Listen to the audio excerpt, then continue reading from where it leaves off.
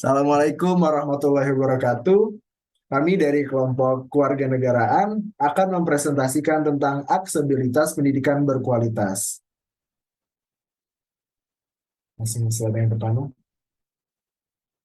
Latar belakang. Dalam rangka mencerdaskan kehidupan bangsa, maka peningkatan mutu pendidikan suatu hal yang sangat penting bagi pembangunan berkelanjutan di segala aspek kehidupan manusia.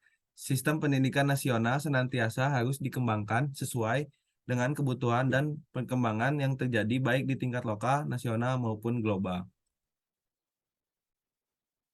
Kualitas pendidikan di Indonesia ini sangat memprihatinkan. Ini dibuktikan dengan data UNESCO tahun 2000 tentang peringkat Indeks Pengembangan Manusia Human Development Index, yaitu komposisi dari peringkat pencapaian pendidikan, kesehatan, dan penghasilan per kepala yang menunjukkan bahwa indeks pengembangan manusia Indonesia makin menurun. Di antara 174 negara di dunia, Indonesia menempati urutan ke-102 pada tahun 1996, ke 99 pada tahun 1997, lalu ke 105 pada 1998, dan ke 109 pada 1999.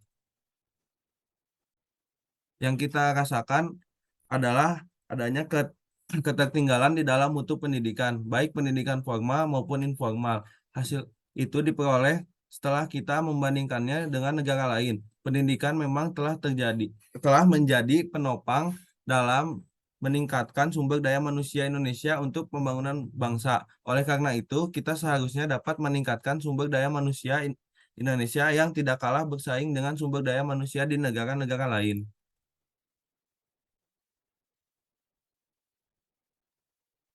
Analisa. Di Indonesia, kesamarataan kesempatan belajar masih sekedar angan-angan. Sekalipun sesungguhnya Undang-Undang Nomor 20 Tahun 2003 tentang Sistem Pendidikan Nasional Sisdiknas telah mengamanatkan bahwa setiap warga negara mempunyai hak yang sama untuk memperoleh pendidikan yang bermutu. Pasal 5 ayat 1. Namun, setidaknya hingga 19 tahun undang-undang itu lahir, negara belum sepenuhnya mampu mewujudkan jika tidak ingin disebut gagal. Setelah 2 dekade, Undang-Undang Sisdiknas diundangkan, semestinya sudah harus kelihatan perubahan besar pada wajah pendidikan Indonesia. Tidak ada alasan untuk menyatakan tidak mampu. Sektor pendidikan didukung anggaran yang cukup besar, minimal 20% dari APBN. Artinya, negara mempunyai anggaran yang cukup besar untuk mendongkrak kualitas pendidikan Indonesia. Namun, kenapa kesamarataan kesempatan belum tercapai?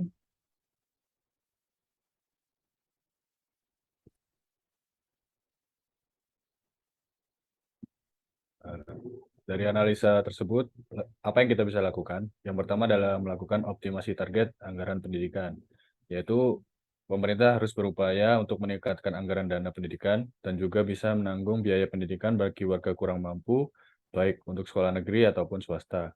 Lalu ada kesadaran masyarakat, yaitu upaya dari segala aspek masyarakat harus mulai menyadari betapa pentingnya pendidikan untuk kemajuan dan ketahanan negara, sehingga perlu adanya sosialisasi pentingnya pendidikan pada masyarakat. Lalu yang ketiga adalah pendataan fasilitas edukasi.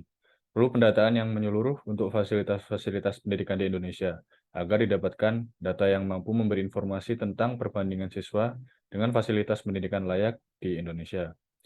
Lalu, dan yang terakhir adalah pendidikan alternatif. Pendidikan alternatif yang dimaksud adalah pendidikan selain jenjang SD, SMP, SMA, dan universitas. Contohnya adalah balai-balai pelatihan, kemampuan di bidang kerja seperti pertanian, pertukangan, kerajinan, dan lainnya. Dengan adanya pendidikan alternatif, masyarakat masih memiliki harapan dalam bersaing dalam dunia kerja.